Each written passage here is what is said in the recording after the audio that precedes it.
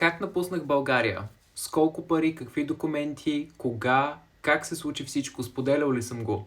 Да, всичко съм написал и споделил с вас точно тук. Нека ви върна в началото. От малък знаех, че ще видя света извън България. Светлините на мегаполиса, небостъргачите в големия град и гигантските секвои в гората. Палмите на плажа и кактусите в пустинята. Не морета, а океани. Надписът Холивуд от страниците на стария ми комикс. Щях да слушам на живо езиците, които учех с години. Исках да вкуся всички видове бургери, които не бяха краишникът, който мама грижовно бе издълбала и натъпкала с праси и яйца, наричайки го бургер. Щях да нося различни дрехи, до които сега се добирах само във вторите употреби. Всеки, който ме познаваше, щеше да ме обича. Всеки, който не ме познаваше, изобщо нямаше да ме заглежда в градове с милиони шарени лица като моето. Хората нямаше да са толкова тесногради.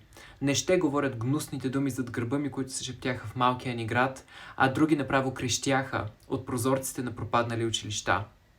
Да, щеше да ми е трудно, но поне нямаше да се сблъсквам с тази хорска омраза.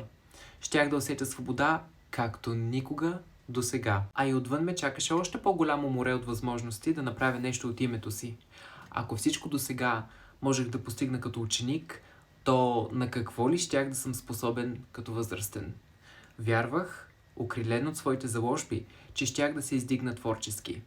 Вярвах в себе си. Няколко страници по-късно. По време на 11-ти клас в училище имахме час за кариерно развитие, организирано от консултантска фирма, предоставяща съвети и услуги за подготовка и кандидатстване за висше образование в чужбина. В края на семинара оставиха брошури с повече информация, но още по-интересното – каталог с партниращите им университети в Европа. На тези във Великобритания отговарях с лекота на критериите. Размечтано го прелиствах вкъщи и си представях как би изглеждал животът ми във всеки от тях. Щях ли до година и аз така да седя засмян върху зелената трева като студентите от снимките? Ах, колко величествени университети имаше! Някои приличаха на средновековни замъци, а други блестяха целите от стъкло, сякаш идваха от бъдещето. Списъкът със специалностите беше безкраен. Имаше класически дисциплини, но съществуваха и комбинации, които даже не можех да си обясня как точно се превеждат.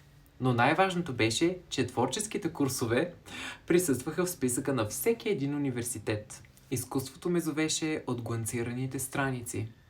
Сега само някак трябваше аз да стигна до него. Да, определено по-нататък историята става все по-подробно. Разказал съм абсолютно всичко, както въпросът е попитал и как съм кандидатствал, с какви документи